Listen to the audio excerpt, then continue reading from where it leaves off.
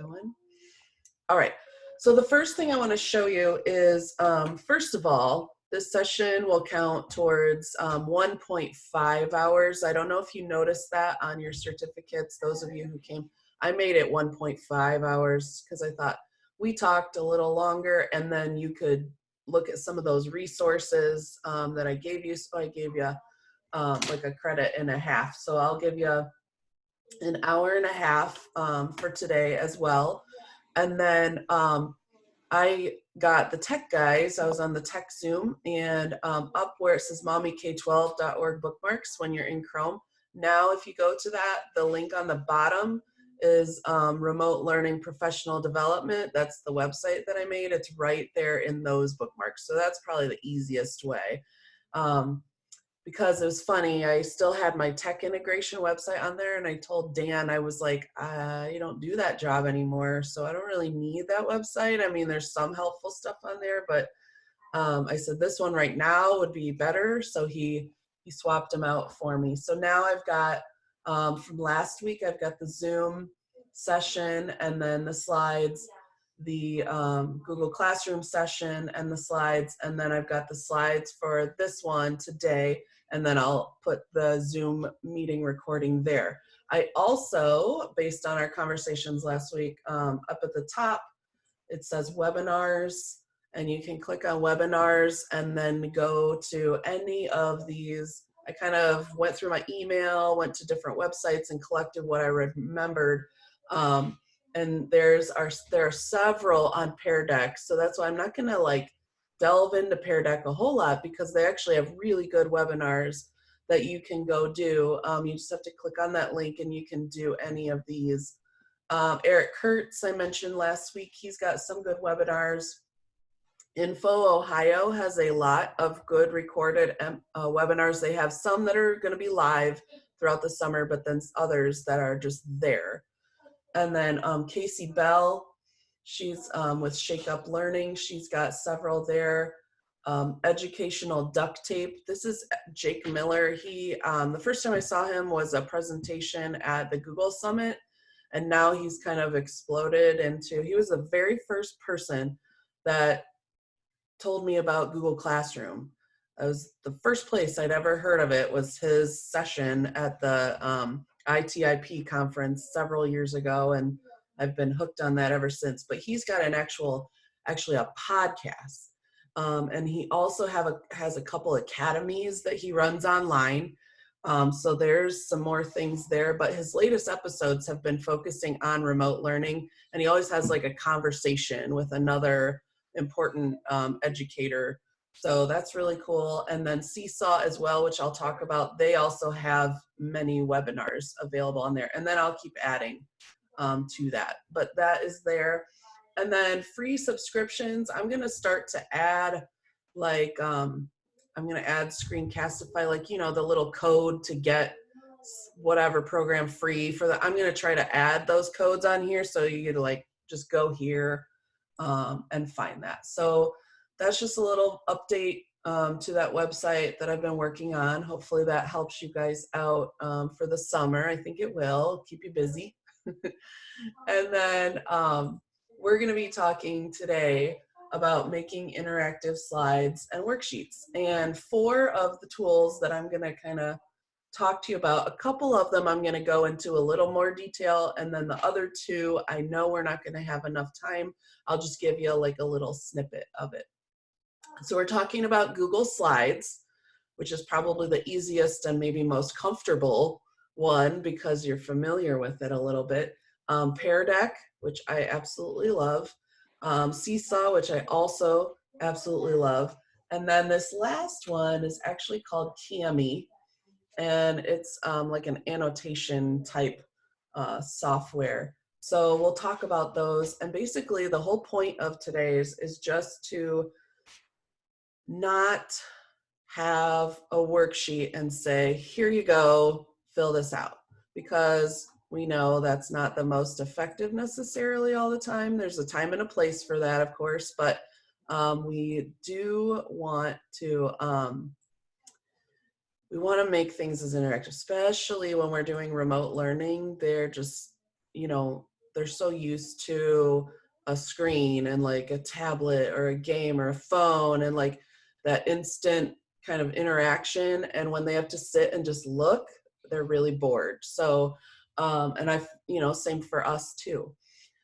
So what I'm actually going to do to present this, I'll show you here, is I'm going to back up a little bit. And when I talk about Pear Deck, there's actually an extension, an add-on that you can do. And you go to add-ons and you can go to get add-ons or manage add-ons, and you can search for Pear Deck.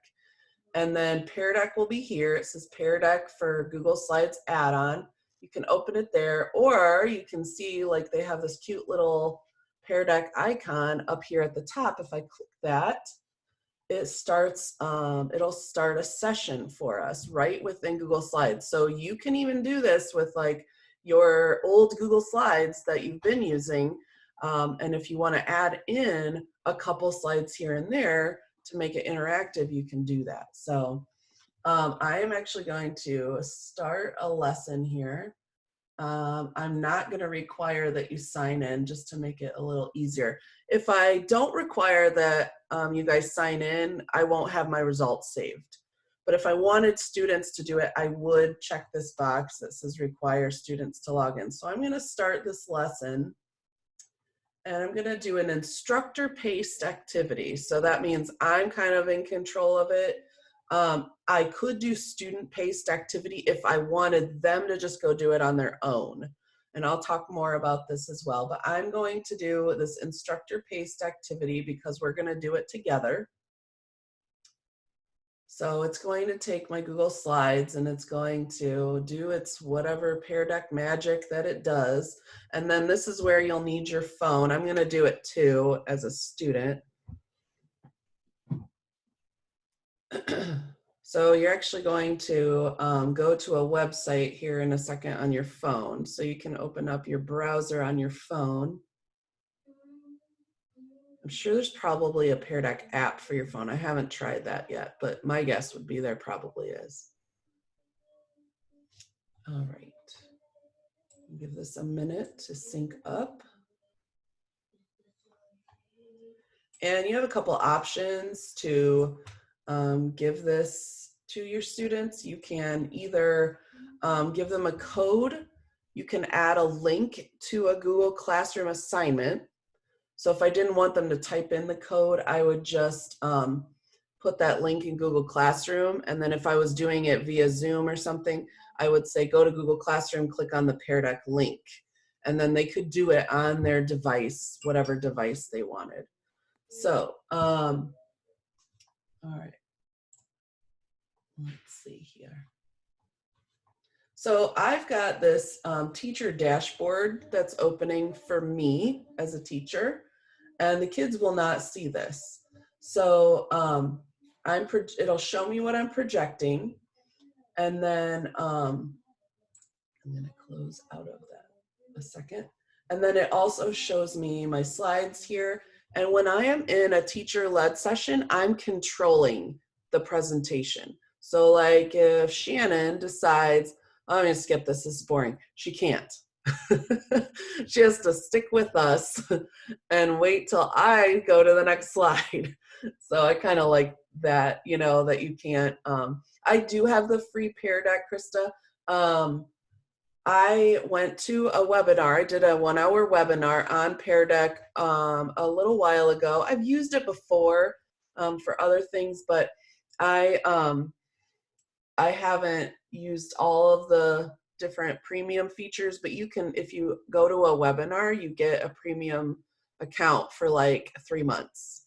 So obviously right now, that's not super helpful because 3 months would be during the summer, but you can play with it and you might be interested, and maybe that's something that, you know, Michelle Schaefer would be able to purchase for us or something. I'm actually considering, I think I would pay for it personally myself.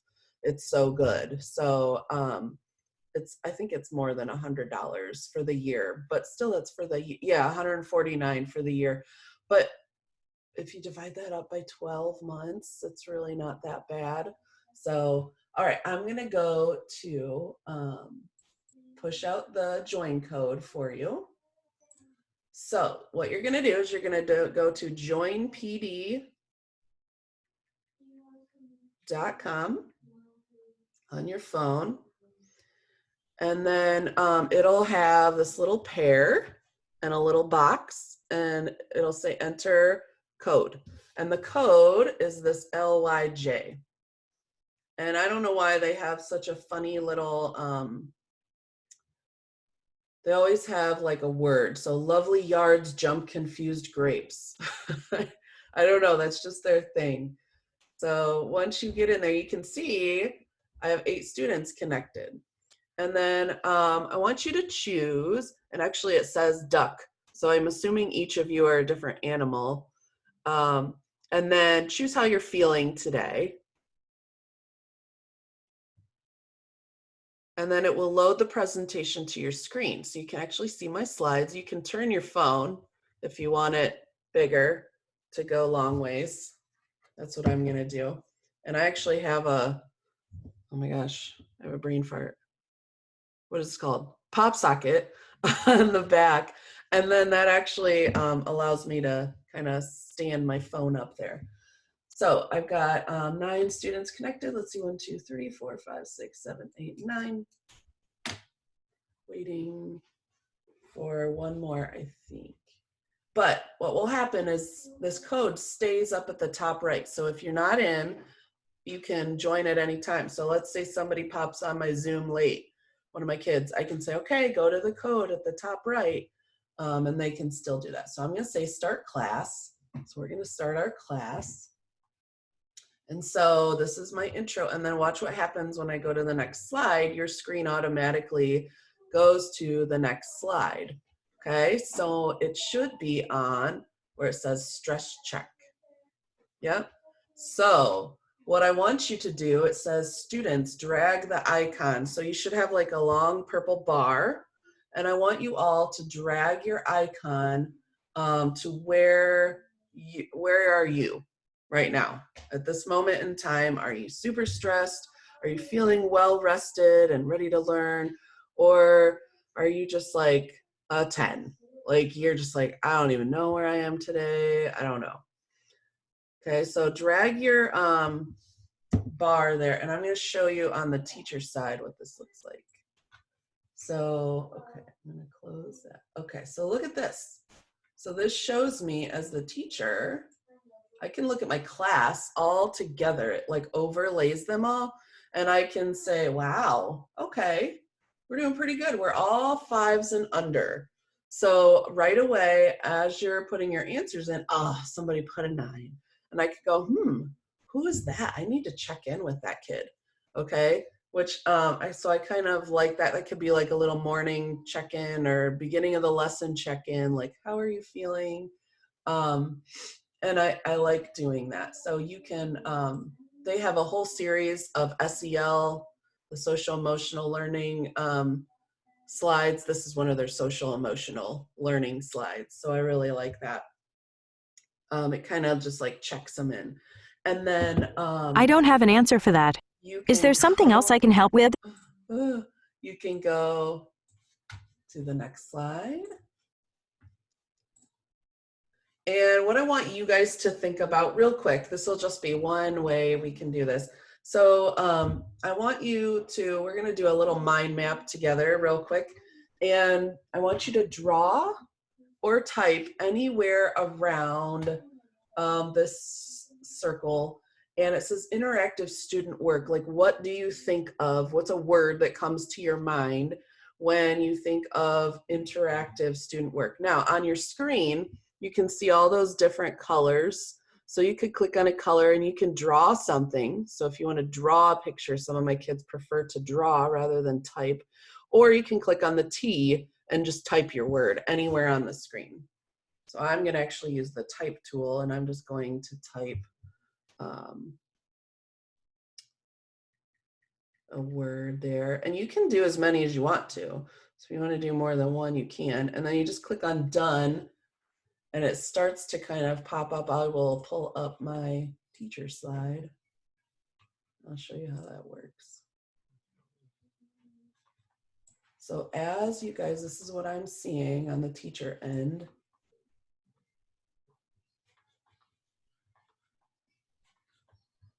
I can actually click show responses and it should show.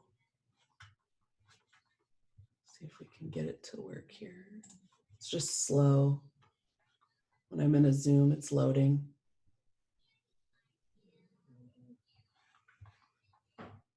So I typed a word and let's see.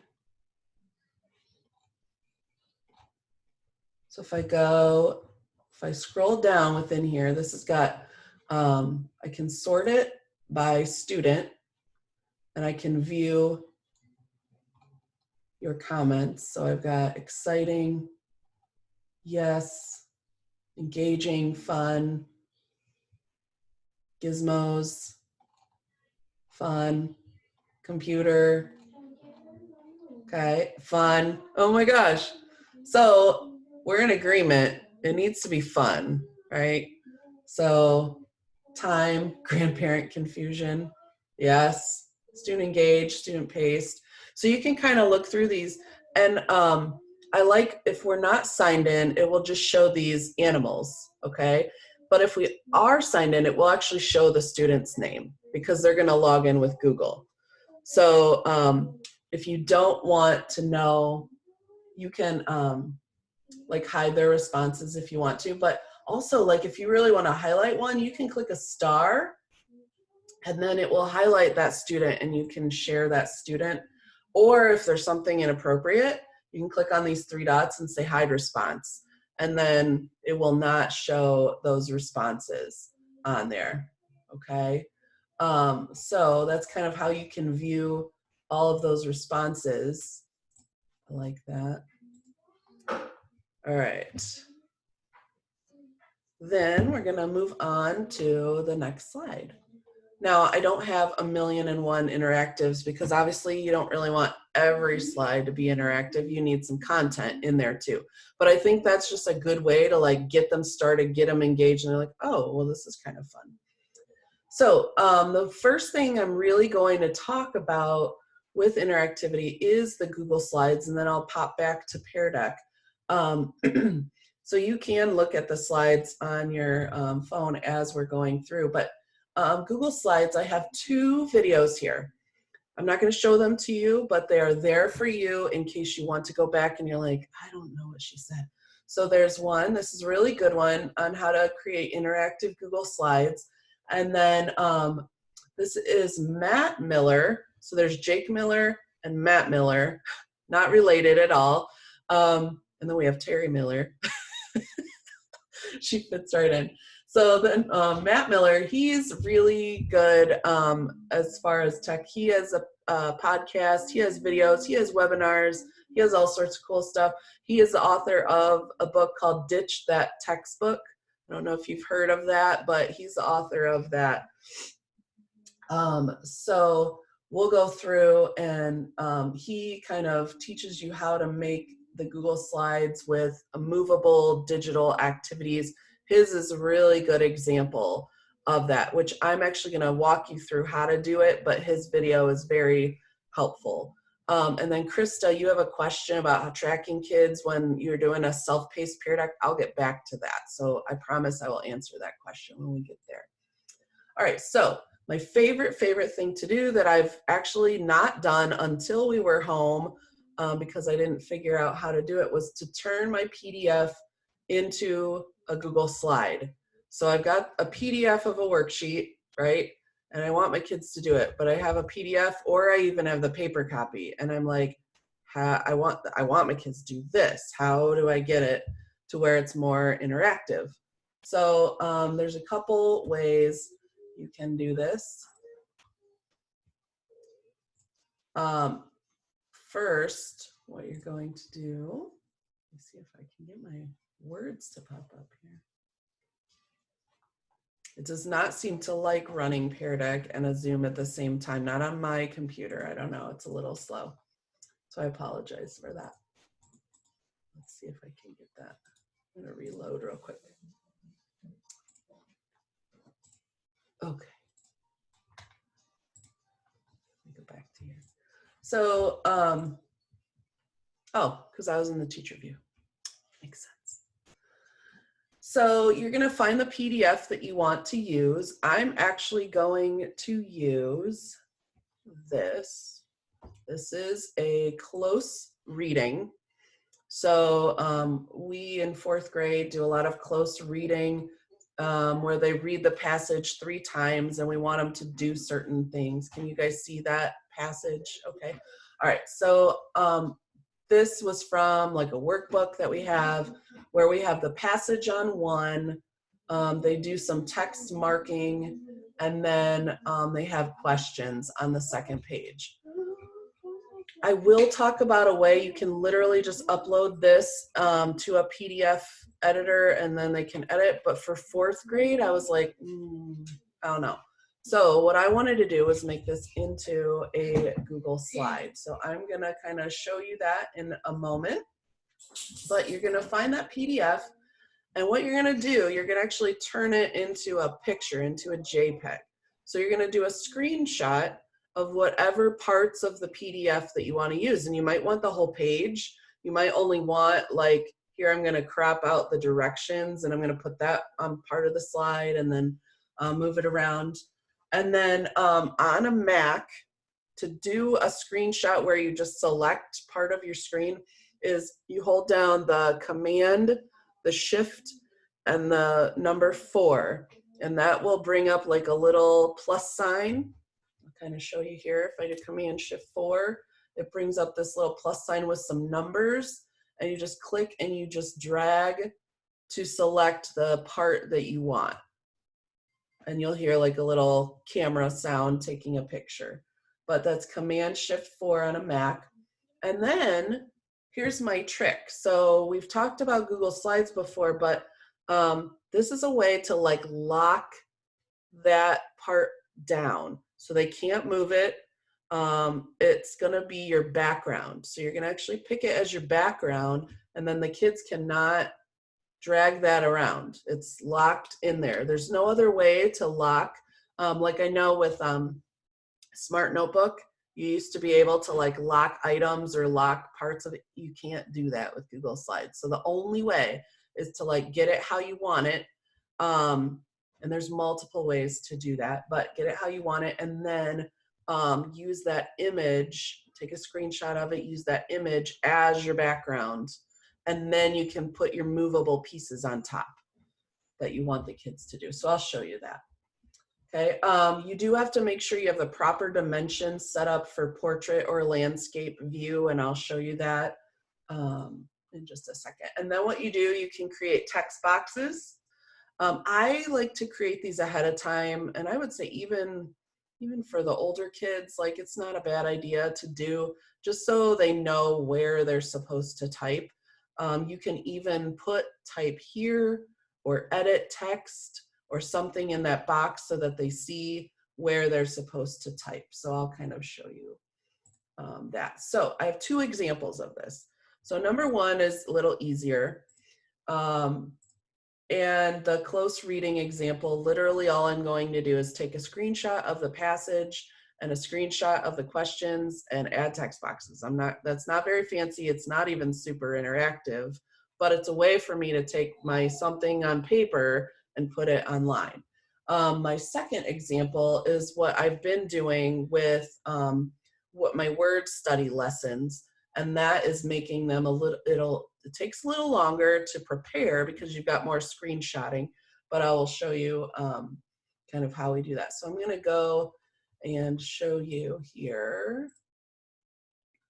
So let me start with, I'm just gonna do a new Google Slides. And I'm gonna take my PDF that I have of my close reading. Okay, and I'm just going to get this while my slides are loading. I'm gonna zoom, make it smaller so I can crop it a little bit more. So I'm gonna get it to where I can see the whole thing, and I don't need like where it says name and date, all that. I don't need that because it's in a Google slide. So I'm just gonna get it to the point where I can see the whole passage, and I will screenshot my whole passage, just like that. And then I'm going to go to my second page where my questions are, and I'll do the same thing. So I'm going to get it where I can see the whole page, and I will select the text. Oh, that didn't do it the right way.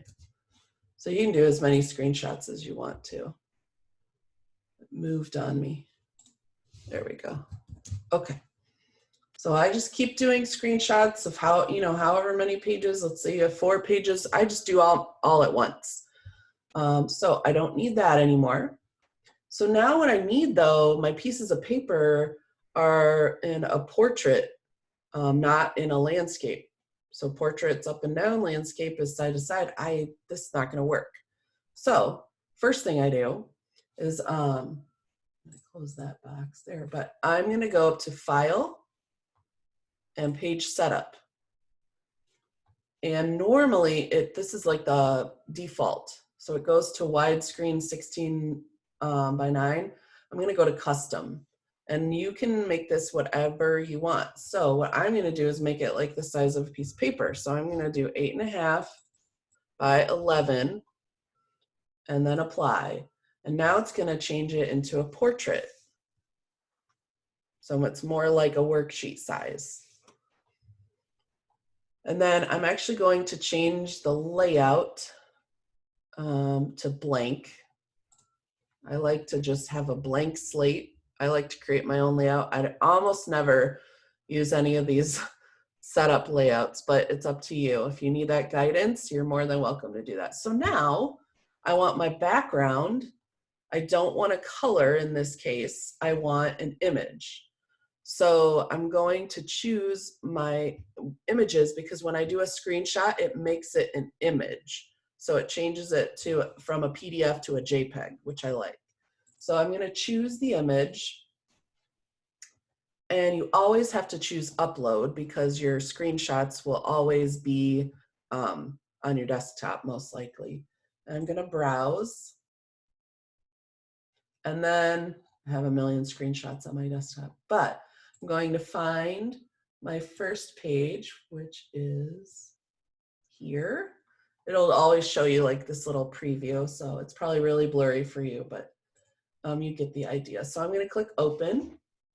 Now it's going to put this on my background. So there is my text. So now my children cannot move this around. They can't accidentally delete it and say, oh, I don't know, I deleted it. They can't do it. They physically cannot do it. But now they can mark up this text. They can highlight, they can do whatever they want. So they can use the drawing tools. They can insert an image. They can use the shapes, they can make lines, they can scribble, they can do all of these things. So like if I wanted them to, it says circle the main events of the adventure, I'm just gonna make something up. So let's just say right here, they can go through and they can circle if they want to. And they can delete that, they can do all kinds of things on this piece of paper. Now if I want the questions, I just add a new slide. And I'm going to make my layout, just choose that blank page. And I'm going to add the background, just like I did before, but now I'm going to add my questions page. So there's my questions right there. That looks pretty good. Sometimes you don't get the best crop. You'll have to, try again. But the one problem I notice especially on a Chromebook, because Chromebook screen is so small that I have to teach my kids how to zoom in more because the automatic amount that it's zoomed is very small on a Chromebook for Google Slides. So how I teach them to do it's right under insert. There's the little magnifying glass. I tell them to click on the arrow and choose 100%. And then it makes it a lot bigger for them. And it's much easier to see. So now what I'm going to do, because I still would not put this in Google Classroom as this is, I would want them to have some options here. Now, where it says which best describes the cockpit of a kayak, this is multiple choice. So I need something to fill it in. So maybe I just want to do a circle up here that they can drag. So I'll just make a circle, and maybe I just want to fill it in black. The paint bucket fills in the color. So there's my circle. So now I could, they can drag this to fill in the circle, but I might need to tell them that. So what I can do is I can add a text box, and I can say, drag the circle to fill in your answer. And of course, I spend way too much time making it look fancy and nice and perfect, and that's my problem. But I could do that, and then they can drag this circle into there, and then I could make a text box here where they could type, and I might say, type your answer here. Okay, so then they would know. I always teach them, you know, double click and then you'll be able to type, but you just make a text box and do the same thing. So now I can just, if you do Command D, it duplicates something and it's a lot faster. So I'm just gonna keep duplicating my text box. And like if I need it to be longer, like for these, I just drag that bottom square and I make it longer so they have more space. Same thing here. I just drag it.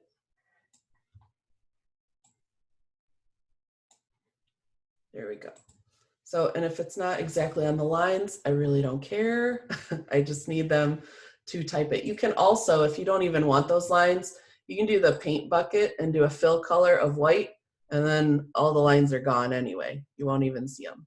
So some kids may stress that my words are not exactly on the line. I have those kids. I don't know why, but they will stress that their words are not right on that line. So get rid of them. So you can just do the bucket and do white, and then there's no more lines. I mean, you can kind of see them, but you can play with this all day long and adjust it till it's perfect, however you like it. And then same thing here. If I want, this is multiple choice too, I just copy these things and I drag this down for this question. So once I do something once, I can just like duplicate it down the line. So now this is like ready for Google Classroom, okay?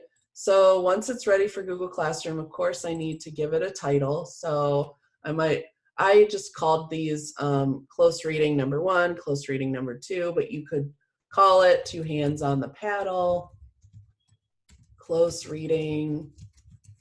I'm really specific usually in the names so I can find them in my Google Drive. But now it's ready for Google Classroom. So now when I put it in Google Classroom, I would go to choose the option where it says make a copy for each student. So then they each have a copy. And Terry asked too, what happens when they make a mistake? Can they start over easily? Yeah, I mean, I just teach them to do, you know, undo if they accidentally, you know, because like this box, they could accidentally move it like way over or something like this. They might do that. I just teach them click undo. As soon as you do something that you are not sure of, you always just click undo. Until you get it back to where you need it to go. So this would be one example of that. And let me show you another example. So we use the Fountas and Pinnell, we do word study. And so what I've been doing is I will take, this is the resource that we get for the lesson. We have the lesson plan in a book separately. But then the lesson resources are online and they're a PDF. So this will tell me what they're gonna do. They're gonna, yes, Terry, I would make a copy for each kid in Google Classroom for that kind of assignment. I didn't get that. Could you try again? For this is, hold on one second. I would also do this, but this is gonna take a little more cropping. So I would choose, it says choose 5 words. So normally when we're in school, we give the whole list to the students and they get to pick the 5 words. However, in a remote setting, I'm just gonna pick the 5 words, and it says write the words. Well, they can't really write it unless they had a piece of paper, and then add suffixes. So what I'm gonna do, I'm gonna do a little bit of work for them, and then this is what we get. So these are the words. Normally in class, we'd give them this piece of paper, and then they would just pick 5 words, write them down on a piece of paper. But what I'm gonna do is I'm going to Command-Shift-4, and I'm going to screenshot just the word, and I'll do 5 words. I'll just pick 5 words. And then it has this little 5 sort. I'm not gonna do that. What I'm gonna do is I'm gonna make it look cute. So I made my background just a school background. You could do however you want. For a while there, I was doing like beach themes just because it made me feel better. The kids probably don't care, but you could have whatever you want in the background. So then I just put a title. I actually used word art. So I insert word art for my title because I like it big. And then here is my word screenshotted. These I can move, but what I'm gonna do is I'm just going to upload an image from my computer, and I'll just pick 5 words. Now they may show up a certain size, and again, I'm really weird and I make them all perfectly the same size as much as possible because I'm picky like that. But you can do whatever you want. So once I get those 5 words, my instructions to the students were to add a suffix, and they could add whatever suffix. So I'm just gonna do 3 words just to show you. And I like to have everything kind of lined up. And you can see like it's getting this red line here. That's actually helping me to line up my words. Now the kids, of course, could move this and then all of my hard work would be gone, but that's okay. So we've got marvel, total, and forget. So then over here, I had added a table, and so now I can pre-decide like what font and size I want. So if I want to bump up the size, I just go to whatever size I want, and then my directions would be for them to type the word and add a suffix. So they might say marvel, marvelous. So they might add OUS. And so total, maybe totality, and forget, forgetful. So that's all the kids have to do. All they have to do is type that in. If I wanted to give them some more guidance, I could actually record myself reading the instructions using a website called Vocaroo. I really like this website, Vocaroo. It allows you to record audio, and then you can add it to the slides. So I might just hit record. Here are your directions for your suffix. After each word, go ahead and add a suffix to the word and type it in the box. So then I'm done, and I hit save and share, and I'm going to download that. So when I download it, actually it goes here, and I actually just, I save them to my Google Drive. And what I'll do is I'll make a file that has some of those audio files, and I'll say, these are my word study audio files. And so then I will say insert audio.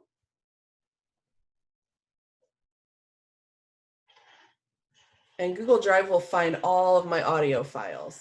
So I'm just going to use one. It doesn't match, but that's okay. I'm just trying to save us some time here. So if this is my instructions, I'll click on it, click select. And what it does, it's adding this little speaker icon. I'll actually make it a little bigger. And I'll put it just somewhere near the top. So now what the students can do is they can click on this. So for your next science activity, here's what I'd like you to do. And it'll just be my voice reading. And I love that, especially for the younger kids. So obviously I don't think the older kids would need that, but you can add audio instructions, maybe even for some of your special needs students or some of the students who maybe need that extra like re-instruction. Oh yeah, okay, that's what I need to do. So then once I get it all done, obviously I'm not going to leave these here, but once I get this all prepped with my instructions and all of my words, then I will put it in Google Classroom and make a copy for each student. So that is what I have been doing. Let me just show you my, let's see here. In my Google Classroom, when I do word study, that's what I've been doing all this time. So if I just pick a word study lesson, I also make a video of it. I don't like that one. There we go. So if I view this assignment, I make you here, let me do this. Let me type Vocaroo for recording audio. I put Vocaroo in the chat for you guys to the name of the website where I record the audio. But this is how it looks. Each student has a slideshow, and it's just one slide for them. I record a video of our actual word study lesson, and then I attach the slide. So they watch the lesson, and then this is the kind of interactive part of the lesson. So then they click on their slides, and they follow my instructions. So I can put little text boxes with whatever kind of directions that I want there. But this was kind of two things. They were highlighting certain parts of the word. They were highlighting consonant digraphs and consonant pairs in two different colors. And then they were drawing a slash where the syllables are divided. So this was one, they really are just typing in the box, so it's not super interactive, but I have gotten on these word study, this is like their favorite type of assignment. I don't know, for whatever reason, the way I have it set up, they really, really enjoy it and they think it's really fun. So you can always have drag and drop type things as well in here, but that's just another way to do your Google Slides. And that, again, that's all through Google Slides. I'm going to close out a couple things just so I can have my stuff load a little faster here. And we'll go back to our presentation here in Pear Deck.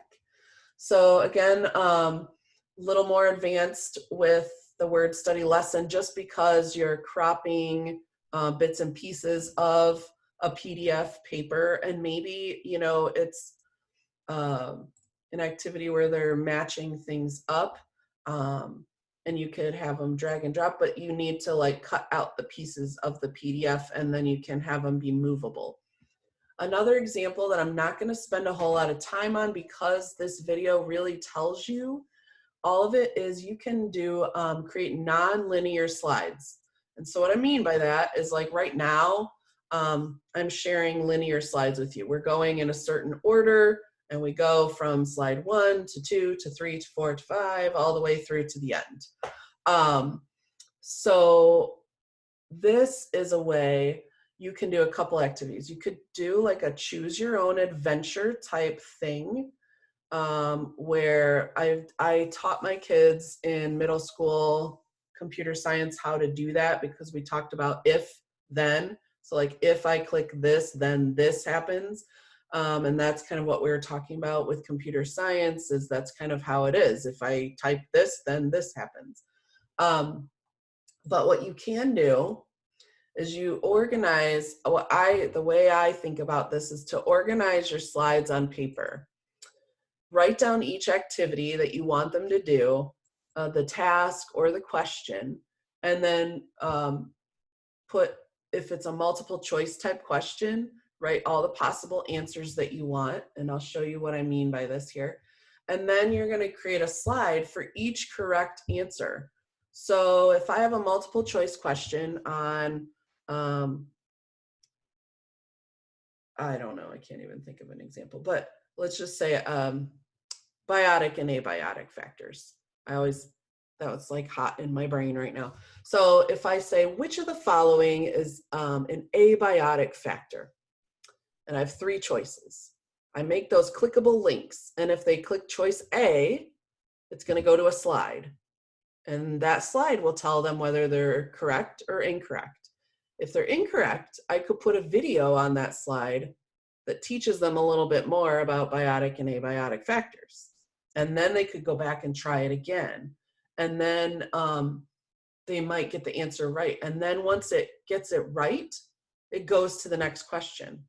So it's not going to go to the next question until they get it right. So it's kind of like teaching them as they go through the slides. But you can also do it for like, just for fun, for like a story. And I'll show you a choose your own adventure option. But you just start by creating the slideshow, and you're going to link those choices to other slides, to videos, to links. But your slides are going to look like a mess over on the left, and you're going to have a lot of them because every slide links to something else. And so I'll kind of show you that. But the key really is you're going to do this to make it a little more fun to review, maybe before a test, okay? Because you wouldn't be able to grade this assignment really. This would be something that they would just do on their own for review, or to complete a lesson activity, and then they might write down their answer choices. I don't know how you would ever want to do that. You could do it a million different ways. But let me show you real quick. So basically, I'm not going to show you this whole video either. What is happening? My slides are going crazy. Hold on. Give them a minute to figure it out. Okay. So we've got, let me flip back to here. That guy's freaking out. This is why it's good to have some backup. Okay. So here is my video. My gosh, it's still doing it. There we go. This video is a little bit longer, but it shows you step by step how to do what I was just telling you. But this one is like a choose your own adventure. So they have, this is a YouTube video. So I'm just gonna fast forward a little bit, and I'm gonna mute him so I can just talk over it. In this video, you basically just start from, what I want to show you is how you link the slides. That's the most important part. So let me see if I can get this to skip here. Okay, so this would be a sample page. And what you want it to do is here's your situation here. What should you do? And here's 4 choices. Well, you're going to click on any of those 4 choices, and then you would click on that, and based on what you click on, you get another slide. So let me show you here. So it says, after waiting for hours, no help has arrived. You're getting extremely hungry. Next to you is a bush of growing wild berries. What should you do? Eat the berries? Do you start walking north? Do you start walking south? Or stay where you are, but don't eat the berries? So you're going to choose something. You're going to choose to eat the berries. Oh no, the berries were poisonous and now you're dead. So this could be like a, you know, like a I'm not sure I understand. Like how, Just a moment. And then they have a start over link. So then you would just start over. You'd start the story over. But what I like is I like the idea of, instead of clicking on those links for something like this, you could review for a test or a quiz. And you could even, I'm just trying to think of like lower grade levels, like even Terry, like you could have the words say, what sound does the letter B say? And then you could have audio files linked, and you could, you know, have yourself saying different sounds, and they would click on one, and based on which one they would click on, they would go to a new page, and it might say, great job, and then go to the next question. Yeah, going over tricky T numbers, counting the objects, what, you know, any kind of that basic stuff. You could just have slides, and then they would interact with it, and they would just click to go to the next slide. But the key is to not have them go in like a linear thing. Like one child might be over here doing this one, and one child might be over here doing this one. Because if they're getting them right, they're going to be able to go to more difficult questions. Whereas this child over here might be getting remediation because they're struggling, and they might, if it's wrong, you might provide a video that goes over something else. So I feel like that would definitely, yeah, it's very differentiated. So that is one that I was thinking of offering a whole session on, only because it is tricky to make. And then by the end of the session, maybe you could have one made that you might be able to use for your specific topic. So that's just another way to make those interactive. And let's see where we are at here. Okay, so now kind of moving away from Google Slides, but keeping Google Slides in the picture a little bit, is using Pear Deck. So there's many different features of Pear Deck. So right now we're in Pear Deck. We know we can use it on our phone. And we know we can draw on it and have some different options. But there's a couple different things that you can do. One that is free, even with the free version of Pear Deck, is called Flashcard Factory. And we don't have time to go over that now, but basically what they do is the Pear Deck pairs them up, and they make their own vocabulary words. So you ahead of time just make a list of the vocabulary words and their definitions. So it might be from whatever unit that you're doing. And honestly, high school kids would probably say that they wouldn't like it, but they will. So they'll be like, oh, this is too babyish, but they would totally love this. So you, as the teacher, type the word, you type the definitions, and then they play a game as a class. So what they do, it pairs them up. So it might say, okay, Shannon and Stacy and Deb and Kristen, you guys are partners. And you are in this factory, and we have some day shift workers and we have some night shift workers, and they get different words. So Shannon and I might be the day shift workers, and then on our screen, it will show us our word, it will show us the definition, and then we have to work together. Shannon is going to draw a picture. What would be a picture that would help me to remember that word? And then I am going to write an example of that picture. So again, if the word is abiotic, it's going to have abiotic. It'll tell me the definition. Shannon is going to draw a picture. Maybe she'll draw the sun. Maybe she'll draw I don't know, a piece of trash in the yard, just an abiotic factor that she could think of, and I will list some examples. And so then what will happen is we're gonna make this card together. It'll have the word, it'll have the definition, it'll have Shannon's picture, it'll have my example words all together on this card.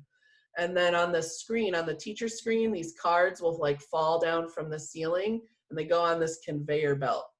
And then they load up the truck. So we do as many word cards as we can, and you can go as long as you want to. You can let them like keep making cards, or you can say, all right, we're gonna spend 15 minutes on this and I'm gonna move on. And so I say, okay, we've got enough cards, and then we stop. And then what happens is this truck goes to the next spot. They actually call it quality control. So then as a class, we view the quality control and we decide, is that a really good example or not? So we throw it out or we keep it. And then any cards that we keep, you can actually upload those cards to Quizlet, which then they can study for a quiz or a test, which is really cool. And then with Quizlet, you can do, I don't know if you know about Quizlet, but that's another great way, particularly with vocabulary words. So I would say for, middle childhood to upper probably benefits from this, but I use Quizlet all the time with my kids. So good for vocabulary words. Yeah, good for ESL. Definitely good for science, for sure, for you guys. And then you can do Quizlet Live, which is another way. It uses those words and they're together as a team. And then what's cool is, like, let's say Shannon, Stacy, Terry, and Kristen are all on a team. And it asked me a question. Well, all four of us, we don't know who has the answer. So we've got to look at all four screens and then, oh, Terry's got the answer. Okay, Terry, it's this answer. And they get very involved with it. So that's called Quizlet Live, but it takes your Quizlet vocab words and makes it more into a game. But you can do all that Flashcard Factory with the free version of Pear Deck. So that's one piece of Pear Deck. The other piece is what we're doing now, where we're doing slides, and you can, like I said, immediately create a deck from within Google Slides there. So you can do you go to the Chrome Web Store and you search for Pear Deck and you add the extension. I have all of the instructions right here. And then this video goes over how to get started with Pear Deck. It shows you how to add those slides, like how I had the what's your stress level. This video shows you how to do that. So I'm not going to spend time going into that with you guys. Like I said, I am going to offer a Pear Deck session this summer. So they also have webinars on their webpage as well. So don't stress about me not going over that in detail. I just want to give you a preview of these other things. So I'll probably be done in about 10 more minutes. So the next one is Seesaw, which is primarily being used by the lower grades currently right now. I know my daughter's in 2nd grade and she's using it, but I will tell you it can be used for any grade. So Seesaw is an app. There's a family app for your phone. There's an app for the kids to actually use it. They can use it on their Chromebook or regular computer that they have at home. But basically, Seesaw, there's a couple things that I like that other tools don't have. So they show their learning. You can have a Google slide of a PDF where they can move things just like on Google Slides. But the thing that I like is the students can capture what they know through like a portfolio. It just keeps almost like a portfolio for them. And what it does, they can record their voice and video. So they can record their voice explaining what they did. And I'll show you an example of that here. And then parents can connect. So like my daughter has Seesaw, and in the Seesaw family app, so this will, I don't know how well you guys can see that, but this has all of her things that are being posted in Seesaw. So I see all of her work. I see all of her teachers' comments. I can listen to her audio. I can even keep those files on my phone. Like if there's a video that's really cute or something, I can save it to my phone. So this is all of her work. So I can see all of that, which is a really cool connection for parents to be able to see that.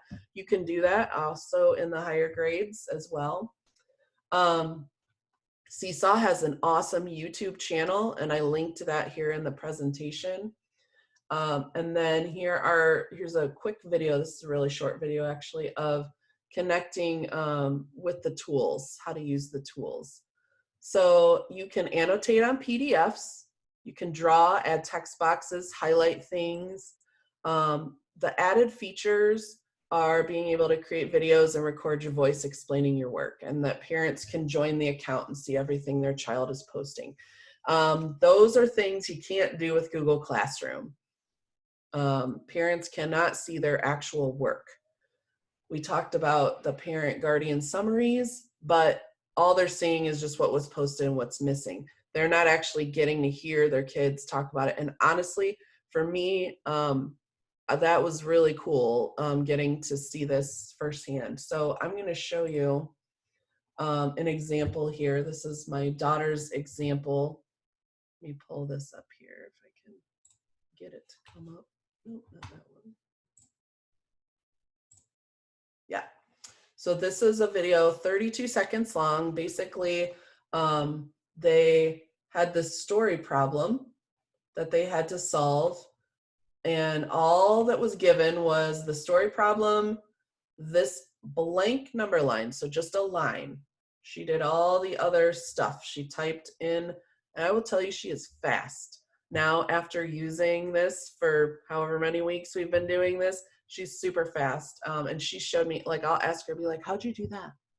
How'd you take, and like, so she'll tell me. So I'll just show you what this is. And this shows they have to explain how they got it. So it's very cute.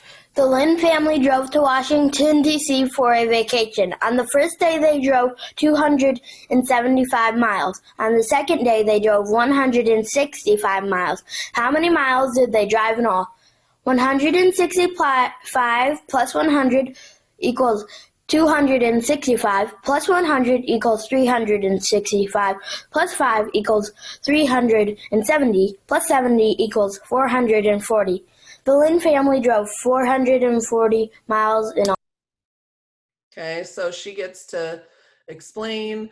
They get to practice their reading aloud skills at that age, which is really good. But she highlighted, like, I'm just amazed because I didn't even tell her to do all this stuff. So she figures out these cool tools. So she highlighted like the two numbers that she was having to work with. And then she typed these numbers in. So she had to type those in, know which numbers to do, and then put them in the order on the number line, and then show the jumps, which was, they call them jumps. So it's like how far between each number. So she had to figure out like friendly jumps, friendly numbers to go to. And then she figured out the total based on these numbers up above the jumps. So you can see, I mean, there's like 5 different skills going on there. Because they're doing it in Seesaw, not only does it work on their math, but then she's got to think about all those processes together and like put it all together. So it's really cool. But it's not just about the lower grades. So here are 2 examples for probably high school, I would assume. So on the left, there is, my guess is a chemistry example. And so the students' instructions are share what they did in class today. And of course, you could be more in depth with your question. But there's teacher notes, and which the kids will not see, but you can type student notes for yourself. But the cool part is the kids could take a picture with their phone of something that they're doing in class, and then notice they've got some notes like steam is here, proving there is heat and evaporation. And then down here, they actually have the formula there for what is left in the bottom of their little test tube. And then, so it shows them here how to add it. So they would add a response, take a picture, then use text or draw to add a sentence describing what you were doing in class. And then all they do is click the green arrow and it uploads it. And then you can choose whether it's posted automatically or whether you want to have to approve it. Another example over here on the right is for experiments. You can actually upload your like a Google Sheet where they're keeping track of their data for an experiment. So this says use Google Sheets to record your data. So you would give them a Google Sheet where they're going to record their experiment data, and then share with your classmates in Seesaw. So then they would add a response. They can upload that spreadsheet and then click the speaker, or they can type too. If they don't want to use their voice, they can just type to explain more about your experiment and your conclusion. So like, what does that data tell you about the experiment? You can actually, as the teacher, you can listen to them explaining it even when they're not there. So it actually allows you to reach more kids and hear more. I know I couldn't go from student to student in class and hear all of that from every single one. We don't have enough time. But this way they can all do that. And it's really cool. And then you add it to their portfolio. And so you just have this like running list of items in their portfolio. Yeah, so their tutorials on Seesaw are super great. They're very easy. The webinars are really good. Honestly, you can probably figure out Seesaw on your own, but I did not utilize it at this time with my class just because I didn't want to add, I had not used it with them in class before we left. And I was like, I don't want to add something new that I haven't taught them. So, but I'm going to start the school year next year with this. So I highly suggest you look into it, just if you're wanting to have more interactivity. But just based on what I saw from my daughter and the things my daughter's teacher was posting, I definitely want to use it next year, because I feel like I actually know what they're learning about more so than I ever did before. So I'm sure some parents feel similarly. And they can, like, I didn't realize how good my daughter was at like explaining her thinking and things. I'm so weird. I literally listen to every video and thing that she posts just because it's interesting to me to like, it helps me kind of see how her mind works. So there's also activities on Seesaw that are already created that you can utilize, or you can create your own. Yeah, Terry said she puts the Bridges lessons on it every day for math. Very cool, lots of different options for Seesaw. And then the last option that I wanted to talk to you about is called Kami, and it's basically an add-on through Google, and it is a PDF and document annotation. So lower level interactivity. This is not highly engaging, but it allows the students to type on a PDF. So you can open any PDF with Kami from Google Drive and annotate on it. So they can highlight, they can do all kinds of stuff in there with that. You can install the Kami extension. I've got Kami, it's this blue circle with a K here. And then if I click on that, it goes right to the Kami website. And you just log in with Google. But it's got options here to upload something. I can create a Google Classroom assignment with Kami. And then like if I give a PDF to my students, they can literally all write on it. And when it's saved in Kami, it shows me their typing right away in Google Classroom. So there's nothing I have to do, which is very nice. So I can open something from Google Drive. I can open something from my computer. I can make a new blank page. If I make a new blank page, they could draw something. So this is another option for a whiteboard. Okay, so there's equations, there's a bunch of different symbols that they could use. They can do text boxes, they can mark up so they can draw on it, they can highlight. There's 1,000,001 colors for them to do, drawing, shapes, all kinds of stuff, so that, you know, they could make a web. They could just draw anything on this piece of paper. So this could be like another whiteboard option as well. But you can also do text to speech. So there's a way, like you can have it read the page. So if you give the assignment in Kami, you can just click play and then it will read the text on the PDF for them. So if I wanted to upload, let's just say, open file from my computer, I'm gonna open that close reading PDF that I had. Let's see here. No, not that one. Let's just say this. We'll just pretend this is it. This is another one. So this is, let's say I want to upload this. My students right now are doing animal research, and these are approved websites that I gave them to use. So let's say this is a lot of reading. Some of my lower readers are like, whoa, there's a lot going on. I could say read page. Approved websites for animal research. You may use any of the following websites for your research. You may not simply Google something. So it'll read it to them without doing anything. All I do is open it with Kami and it reads it aloud, which is really nice. But they can also highlight, like if they want to say, oh, I need to remember, I'm going to highlight animals, click on animals, and then the type of animal. It's going to highlight those things for them so that they know. They could even add a comment. They can do a voice comment. They can do a video comment. They can do a screen capture. Tons of tools in here. Kami, there's a free version, and then there's also a paid version as well.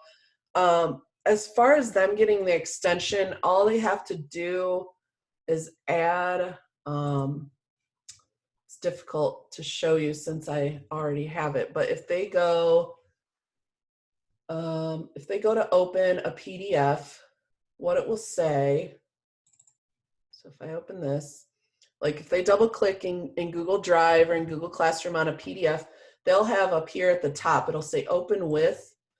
Kami should be there, but if it's not, all they have to do is just say connect more apps and type Kami right at the top, and then it'll pop up. So it's not very difficult.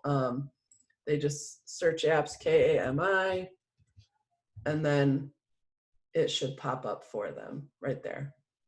And then they just click connect. That's it. So very easy. But I think Jason had pushed out Kami to everybody, but I'm not sure. You'd have to check. But then you just say, like if this is a Google Classroom assignment, you can just say annotate with Kami, and then it pulls this up. And then you can do all those tools there. If it loads. But yeah, I personally have not used Kami with my fourth graders just because I'm not sure. There's just a lot of options, and I feel like that's another thing I'd have to actually teach them in class first. But like middle school and high school, they could obviously handle this. But I think younger definitely could do it, but you'd have to explicitly teach them how to do it. But I like the text to speech part, that it's automatically in there. That's really nice to have. So that is, let me go back to my presentation. If you want to open your phone back up, I just have one last thing to kind of show you with our Pear Deck. So I do have a page that says more resources, and there's lots of links on that page to go to. And then on this last page, what I would like you to do quickly is just put 2 things that you have learned in today's lesson. So any 2 things, you can draw, you can type, just share 2 things that you really thought were cool, or that oh, I'm gonna try to use that for sure for next year. Maybe not now since it's so close to the end of the year, but and I'm gonna go back to my teacher version and see what you guys said. Just a moment. So take just a moment to do that.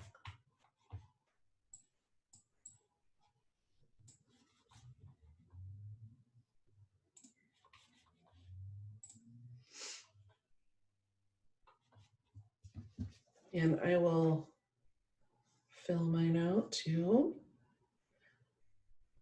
If you make a mistake, there is an eraser next to the T so you can see that. I'm just going to kind of scroll through how to import a PDF into slides and use it as the background. One of my favorite things to do. Inserting verbal directions with Vocaroo, Seesaw, interactive slide, Google Slides, yep. Text-to-speech feature in Kami. So you can see I just can scroll through here and read these out loud. It doesn't matter who said them unless we really want to know. But it's just another way to kind of wrap up the lesson and almost do like an exit ticket. So you could just do that. So no problem. All right, I'm gonna actually unmute you guys, and I know we're like way over, so I apologize. I knew that was gonna happen. It's just too much to talk about, too many cool things to share. All right, so.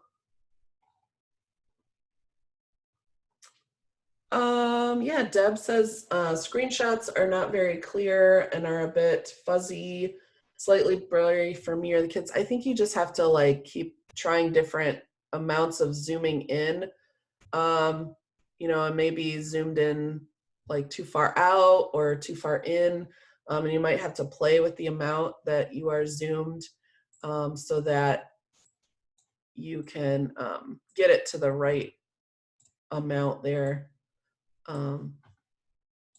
So that's not fuzzy for you guys. Do you guys have any other questions? Or again, my plan is to do a full session on Seesaw, full session on Pear Deck. I'm sure I could do a million other full sessions on a lot of these things, but they're just really cool. And I think using at least one, and don't pick all four, of course, because that would be crazy and you would be very overwhelmed, but maybe just pick one thing you learned and then utilize it and then get better at it. And then the more, you know, you can just keep adding in some things. I don't do all this for sure. I just know about it and I know what it can do.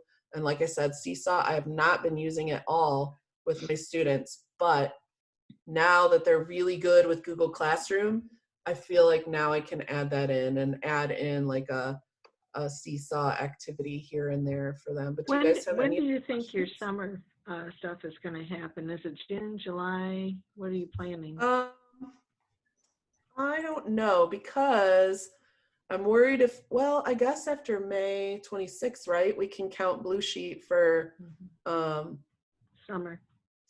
So I could do something in June. Yeah, probably June and July. I probably will not do much in August if we still stick to our regular calendar, just because I'll probably be getting my classroom ready and all that in August, but I'll probably stick to June and July.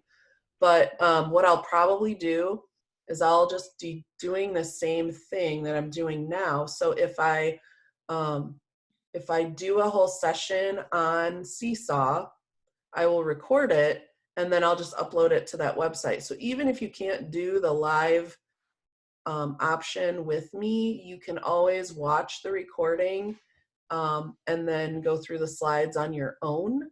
And if you have questions, you can certainly email me, but that's probably what I'll do this summer, you know, and if you're busy, you're busy. And if you can't do it that day, just do it a different day or time that works for you.